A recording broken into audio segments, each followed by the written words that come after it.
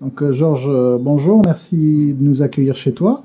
Il y a une presqu'île à côté du Cap Figaro qui porte un nom. Alors certains l'appellent Géraldine, d'autres l'appellent Géraldine. Mais je crois que tu vas nous dire, toi, l'origine du mot. Oui, non, alors réellement c'est Girardet, c'est français comme nom, comme Girardot mais avec un E à la place.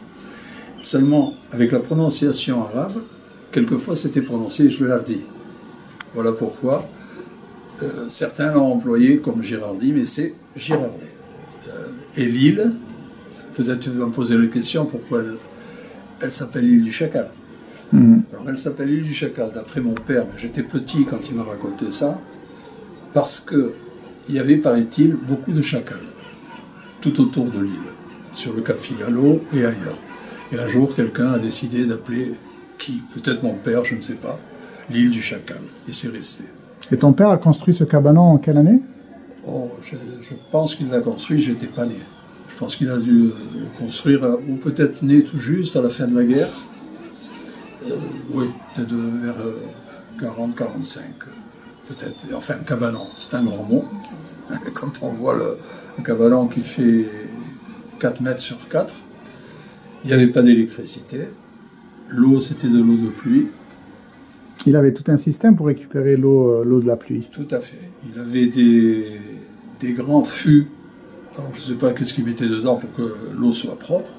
Mais il récupérait l'eau et pour boire et pour se laver. Voilà, de se laver de l'eau salée. C'est une région où il y avait beaucoup de poissons. Il y avait, je pense qu'il y en a encore beaucoup plus aujourd'hui, contrairement à ce qui se passe sur les côtes françaises. Et là, on avait juste en dessous du cabanon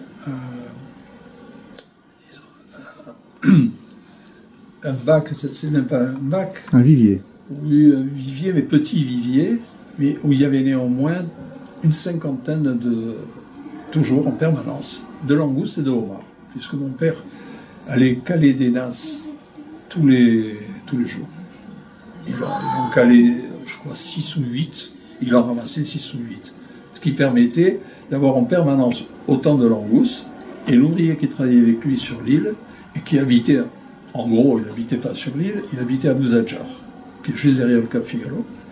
Lui, dès qu'on dépassait le chiffre de 50, tout le reste, il avait le droit de l'emporter et le vendre à Bouzadjar. Donc il était payé comme ça. Et ça lui allait très bien. Et la presqu'île, quand la mer se lève un peu, quand il y a du vent, elle devient île. Alors comment il faisait pour allier le continent? Voilà, alors, c'était pas quand la mer, c'est surtout l'été. L'été, ça devenait presqu'île. Mais dès que l'hiver arrivait, la mer était beaucoup plus démontée et ça devenait île. Alors il y avait deux façons de faire.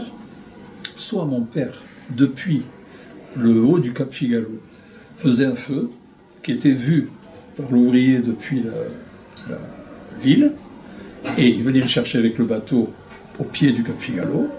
Soit après, bien longtemps après, il a installé une sorte de téléphérique,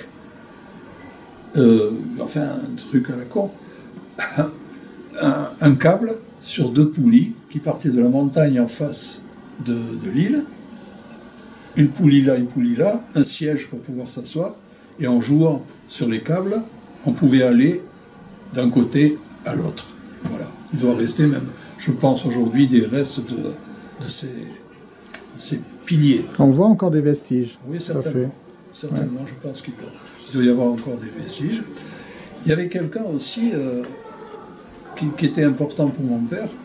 C'était un monsieur qui habitait au Cap Figaro, mais carrément en bas, près des grottes, et qui s'appelait monsieur Guitard.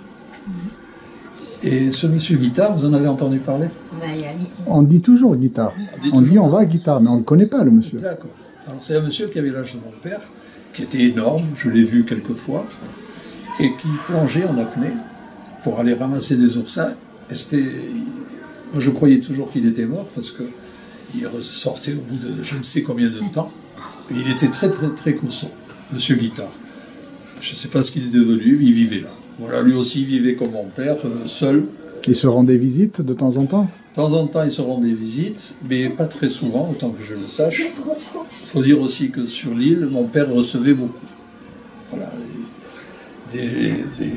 des copains, que des hommes, hein, d'après lui, pas d'après ma mère.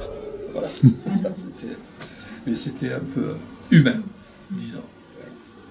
Voilà, de Lille, qu'est-ce que... Oui, aussi, il faisait office de garde-chasse, garde-pêche, donc ça lui permettait d'aller à la chasse quand il voulait, d'avoir les lapins qu'il voulait, d'avoir les...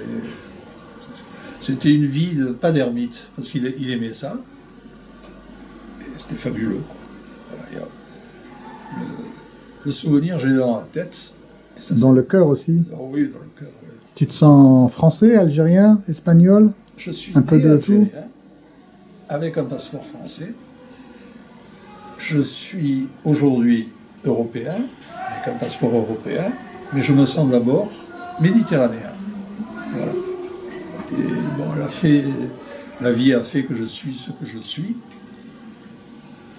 Et bon, je ne rentrerai pas plus dans les détails, mais je suis d'abord méditerranéen. Merci de nous avoir reçus. Je vois que dans ta maison, il y a beaucoup de décorations, et notamment beaucoup de signes qui montrent que tu t'es attaché à l'Algérie. Notamment ce cadre photo, cette assiette qui représente quoi? Eh ben, l'équipe d'Algérie en 1982 qui avait fait la Coupe d'Espagne, la Coupe du Monde en Espagne, voilà, et qui m'a été offerte par un de mes copains que j'aime beaucoup et que je ne sais pas si je peux le citer, Kader Bouenia, Kadrika. On lui passera le bonjour, je le vois chaque année à Sassel. Voilà. Et si des fois quelqu'un voyait cette vidéo, ben, qu'il sache que je suis de tout cœur avec tous les Israéliens, ou les Khasselraléens, je ne sais pas comment on doit dire. En tout cas, avec tous les gens de Sassel aussi, pas que pour moi, avec tous mes amis pieds noirs aujourd'hui, on a toujours le cœur, toujours là-bas. Voilà. Si on n'y est pas physiquement, on a toujours le cœur là-bas. Et vous êtes les bienvenus. Et on le sait. Donc si je t'invite, moi, demain, à venir avec moi à Sassel et à Hassil Ghalla et au Café Gallo, tu viens? Au Café Gallo, je crois que je ne ferai pas un gros effort, mais je ne viendrai pas seul, je viendrai peut-être avec ma fille. Oui, vous viendrez tous, vous êtes tous les bienvenus. Marhaba bikoum. Voilà.